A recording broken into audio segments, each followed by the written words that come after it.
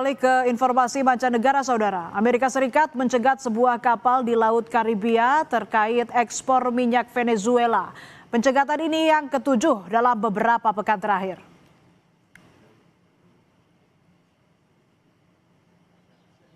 Rekaman yang dirilis Komando Selatan Amerika Serikat menunjukkan kapal motor Sagita di laut saat pasukan naik ke dek dan melakukan operasi tanpa insiden.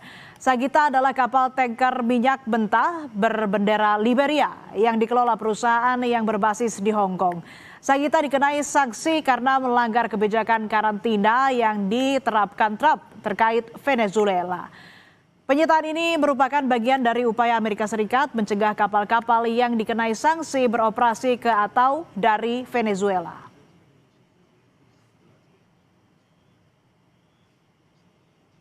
Trump memperkenalkan konsep Dewan Perdamaian atau Board of Peace sebagai tandingan Dewan Keamanan PBB yang ia nilai gagal.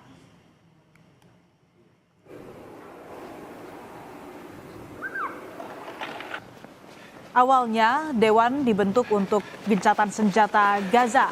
Namun, Dewan Perdamaian kini dirancang untuk menangani berbagai konflik global. Trump pun mengirimkan undangan ke puluhan negara dan mengisyaratkan bahwa Dewan ini akan segera menengahi konflik global layaknya Dewan Keamanan PBB.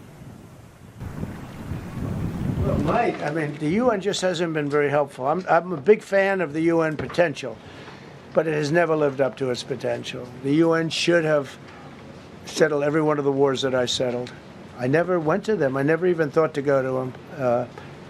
They should be able to settle those wars. They don't. I believe you got to let the UN continue because the potential is so great.